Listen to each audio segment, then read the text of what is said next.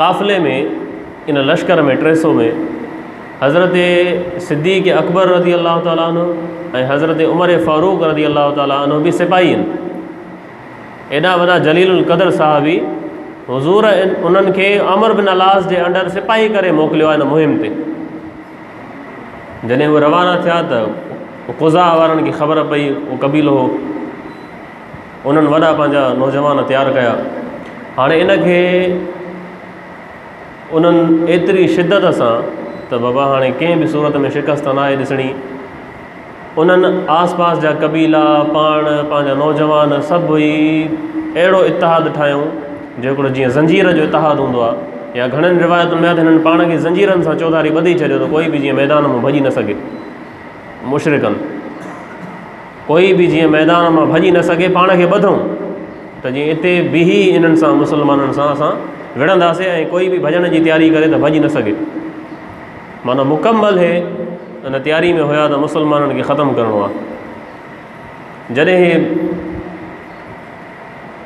काफ़िलो तयारु हुयो, हले पियो, ॾींहं जो मुजाहिदनि आराम कयो, हुज़ूर जे रस्ते में हुया, अञा हुते न पहुता त ख़बर पयनि त असांखां वधीक लश्कर आहे होॾे मुशरिकनि जो। त मशवरो करण खां बाद हुज़ूर अलैहिस्सलातु वस्सलाम ॾे पैगाम मोकिलियूं त या रसूल अल्लाह, असांखे मज़ीद सिपाहियुनि जी मदद ॾियो। 300 ॼणा आहियूं ऐं हुते घणो तइदादु आहे, घणो, असांखे अञा ज़रूरत आहे सिपाहियुनि जी। पोइ मदीने वारे साईं हज़रत अबू उबैदा बिन अल जर्राह जी क़यादत में 200 ॼणा वरी मोकिलिया। वरी इन्हनि ते हज़रत अबू उबैदा खे साईं सिपह सालार मुक़ररु कयो त हे तव्हांजो आहे। हाणे हज़रत अबू उबैदा खे मोकिलण वक़्तु मदीने वारे साईं फरमायो अन तकूना जमी अन वला तख़्तलिफ़ा, ऐं अबू उबैदा तूं ऐं अमर बिन अलास, उहो जेको पहिरियां वियो आहे ऐं हाणे जेको तूं वञे थो, ॿई पाण में मुतहिद रहिजो, इख़्तिलाफ़ न कजो। हुज़ूर जी त नज़र ॾिसे पई न त हे अॻिते हली छा कंदा, त हिनखे सम्झाई, ताक़ीद कई त इख़्तिलाफ़ पाण में न कजो। हमेशह कामयाबी तॾहिं शिकस्त में तब्दील थींदी आहे जॾहिं मुसलमाननि जो इतिहाद जेको आहे उहो इख़्तिलाफ़ में तब्दील थी वञे। जॾहिं ॿ ॼणा पाण में विढ़ंदा आहिनि त पोइ उहो मज़ो न रहंदो आहे, उन मक़सद में कामयाबी हासिलु न थींदी आहे। हिन जो ठीकु आहे या रसूल अल्लाह। हे जॾहिं दस्तो हुते पहुतो त ज़ुहर जी नमाज़ जो वक़्तु हुयो। हाणे सफ़र आहे, इंसानु आहे, थी सघे थो अबू उबैदा खां ॻाल्हि निकिरी वई हुजे ज़हन मां। नमाज़ जो टाइम थियो त नमाज़ ते अबू उबैदा बि उथी आयो मुसले ते ऐं अमर बिन अलास बि। हो बि चए मां पढ़ाईंदुमि, हीउ पोइ चए मां पढ़ाईंदुमि, मां लश्कर जो अमीर आहियां, हो बि चए मां लश्कर जो अमीर आहियां। त अमर बिन अलास चयसि त मूंखे साईं पहिरियां मोकिलियो आहे, तोखे मुंहिंजी मदद लाइ साईं मोकिलियो आहे, नमाज़ मां पढ़ाईंदुमि। त फ़ौरन अबू उबैदा खे हुज़ूर जी उहा नसीहत यादि अची वई त इख़्तिलाफ़ न कजो, पाण में मुतहिद रहिजो। त अबू उबैदा तो चयसि त या अमर इन रसूल अल्लाह सल्लल्लाहु अलैहि वसल्लम क़ाल ली ला तख़्तलिफ़ा, आका मूंखे फरमायो इख़्तिलाफ़ न कजो, मां मदीने वारे साईं जी इताअत लाइ तयारु आहियां ऐं तुंहिंजे पोयां मां नमाज़ पढ़ंदुमि, तूं नमाज़ पढ़ाए। छॾे ॾिनई। हाणे जेकॾहिं इहे ॿ पाण में हुते अटकनि हा त जंहिं मक़सद लाइ हुज़ूर इन्हनि खे मोकिलियो त उहो फ़ौत थी वञे हा। त हमेशह जॾहिं बि इतिहाद खे नुक़सानु पहुतो आहे उहो इन इख़्तिलाफ़ सां पहुतो आहे। अबू उबैदा बिन अल जर्राह उन्हनि साहबिन मां 10 मां जंहिंखे मदीने वारे साईं जीअरे जन्नत जी बिशारत ॾिनी। 10 साहबी अहिड़ा जिन खे आका जीअरे जन्नत जी बिशारत ॾिनी। 4 ख़ुलफ़ाए राशिदीन ऐं 6 ॿिया। उन्हनि में अबू उबैदा बिन अल जर्राह हुयो जंहिं मुसलो छॾियो ऐं पोयां अचे बीठो त तूं पढ़ायो आहे। तो आला हज़रत तुझे वो 10 जिनको जन्नत का मुजदा मिला, उस मुबारक जमात पे लाखों सलाम। जंहिं मदीने वारे साईं जे हर हुक्म जी तामील कई, उन्हनि जी ज़िंदगियुनि ते, उन्हनि जी महिनतुनि ते, उन्हनि जी अज़मतुनि खे सलाम हुजे।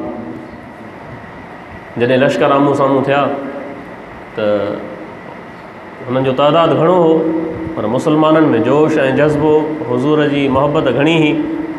ख़ैर शिकस्त थी उन्हनि खे, दर्दनाक ज़ंजीर सां पाण खे ॿधो हो, उहो ज़ंजीर पाण ई टोड़ियऊं। जंहिं ज़ंजीरनि सां हिननि पाण खे ॿधो हो उहे टोड़ियऊं भॻा वठी। पंहिंजे ई को अमल जी पाण नफ़ी कयूं। मुसलमाननि फतह कई, फ़ौज पोयां वञण जी कोशिशि कई त असां पोयां वञूं, त अमर बिन लास झलियो त न पोयां न वञूं, मोटी अचो। हज़रत अबू बकर सिद्दीक़ खे, हज़रत उमर फारूक खे हैरत लॻी ऐं ॿियनि साहबा कराम खे त भॻा हिन वञी पकड़ियऊं। इन चयो त कोई बि न वञे पोयां। ख़ैर अमीर हुयो लश्कर जो, साहबा खे कंहिंखे गुस्सो बि अचे पियो, का ॻाल्हि न बि वणे पई। राति जो सख़्तु सर्दी हुई, तमामु तेज़, त अचे सिपाहियुनि अर्ज़ु कयो त असां बाहि ॿारियूं, सीउ थो थिए। त अमर बिन लास चयो जंहिं बाहि ॿारी उनखे बाहि में विझंदुमि। वरी हैरान थी विया त सीउ में हालत ख़राबु थी वई आहे, बाहि था ॿारियूं त बाहि नथो ॿारणु ॾे, फ़ौज जे पोयां था वञूं त ओॾां मना थो करे, अलाए छा चकर आहे। जंहिंखे हुज़ूर सिलेक्ट करे अमीर करे त बाबा तूं अमीर आहे ऐं वॾा वॾा साहबी उनजे अंडर मोकिले, त इन में का हिकमत हूंदी न। असां जूं अखियूं नथियूं ॾिसनि पर हुज़ूर त ॾिसनि था न, असांजा कन नथा ॿुधनि पर हुज़ूर जा कन त ॿुधनि था न। हाणे इहो सॼो माजरो ते हले पियो। हज़रत उमर फारूक खे तमामु कावड़ लॻी, अचे सिद्दीक़ अकबर खे चईं त ॻाल्हायोसीं हिन सां, छा मसइलो आहे, बाहि था ॿारियूं, सीउ आहे, सड़कनि था, सिपाही चए थो बाहि न ॿारियो, पोयां था वञनि थो, चए थो पोयां न वञो। हज़रत सिद्दीक़ अकबर चयसि त इन रसूल अल्लाह सल्लल्लाहु अलैहि वसल्लम लम यबअसहु अलैना, आका हिन खे असांजो अमीर कयो आहे, इल्ला लिइल्मिही बिल हर्ब, छो त ही जंगी महारत रखे थो। हज़रत सिद्दीक़ अकबर चयुसि त आका असांखे हिन जो अमीर कयो आहे सिर्फ़ु इन जे लाइ त हिन खे जंगी महारत असां खां घणी आहे, इन जे लाइ ख़ामोश। हज़रत उमर फारूक चुप थी विया।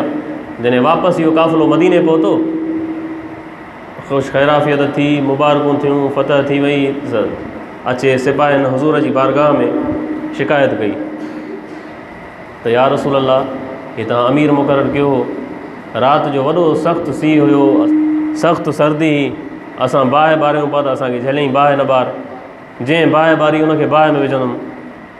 वरी दुश्मन खे शिकस्त ॾिनीसीं, फ़ौज उन्हनि जी भॼे पई, असां पोयां लॻण जी कोशिशि कईसीं त असांखे वरी झलियईं, त कोई बि पोयां न वञे, मोटी अचो वापसि। आका सॾु कयोसि हेॾे आहे, चईंसि वेह हाणे हिननि ॻाल्हियुनि जो जवाबु ॾे सभिनी खे, बाहि छो न पियो ॿारणु ॾे। चईं साईं असांजो तइदादु थोरो हो, राति जी ऊंदाही हुई, हर तरफ़ चइनी पासनि खां मुशरिकनि जा कबीला हुआ, बाहि ॿारियूं आहे, रोशनी थिए आहे, असांजे तइदाद जी उन्हनि खे ख़बर पइजी वञे, असांजी तइदाद जी उन्हनि खे ख़बर पइजी वञे ऐं सभु निकिरी अचनि हा, पोइ छा कयूं असां। हे त असांजो भरम हुयो जेको उन्हनि खे ख़बर न पइजी सघी त हे 500 आहिनि, 300 आहिनि, 50,000 आहिनि। हे असांजी तरतीब हुई जो उन्हनि खे हिकिड़े धोखे में रखियोसीं।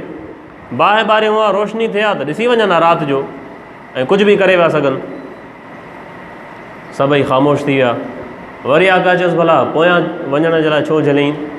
चईं साईं पोयां वञण जे लाइ इन जे लाइ मना कई त इन्हनि पहाड़नि जे पोयां झंगनि में कबीलनि में हर तरफ़ मुशरिकनि जा कबीला आहिनि। मूंखे भउ हुयो त फ़तह शिकस्त में तब्दील न थी वञे, असां फ़तह कई आहे, उन्हनि जे पोयां पिया वञनि। हाणे जेकॾहिं सिपाही पोयां वञी उन्हनि जे अंदरि घरनि ताईं पहुचंदा त जाॾूं काॾूं हमले जो ख़दशो हुयो ऐं विच में अची पीसजी वञनि हा। त मां इन्हनि जे लाइ चयो त कोई बि पोयां न वञे त मतां मुशरिकनि खे सपोर्ट मिले ऐं तव्हां मां कोई बि वापसि न ईंदो, सभई उते पूरा थी वेंदो। हुज़ूर अलैहिस्सलातु वस्सलाम उनखे उनजी जंगी महारत ते दाद ॾिनी ऐं शाबाश ॾिनी ऐं उन जे लाइ दुआ कई।